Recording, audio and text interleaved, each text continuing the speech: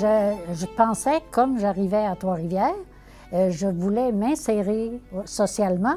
Puis je trouvais que c'était une des façons de connaître les gens, de faire des contacts humains. Plus aussi, en arrière de ma tête, eh bien, la fondation de la Société de l'Association des stomisés de la Mauricie.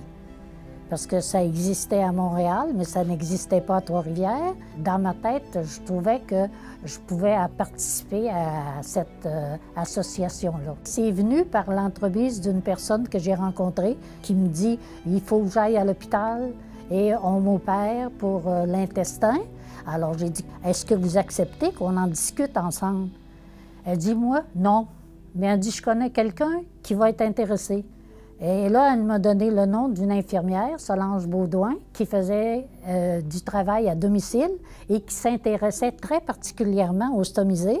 Elle avait aussi dans sa tête de mettre sur pied l'association, mais ça lui prenait déjà. Donc, c'est comme ça. Alors, elle nous a réunis, nous étions 5 au début. À cette époque-là, les stomisés, quand on disait qu'on était stomisés, là, on voyait dans le visage de la personne, hein, c'est quelque chose dont on ne voulait pas entendre parler.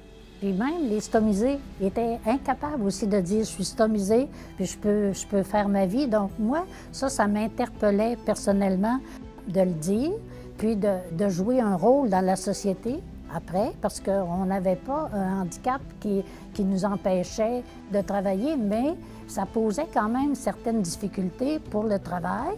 Le premier rôle, c'était qu'on puisse ensemble prendre connaissance de l'état dans lequel on était et d'être capable de partager aussi les trucs qu'on trouvait pour être plus à l'aise. Cette espèce d'entraide fraternelle gratuite qui fait que l'autre ne se sent pas seul.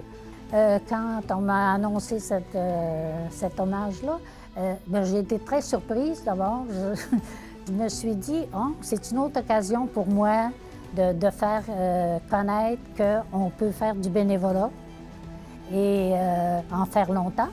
Tout ce que ça peut apporter à la personne, d'abord, qui fait du bénévolat comme ça, c'est elle qui, au fond, devient plus enrichie. Je trouve que c'est bon de le dire tout haut.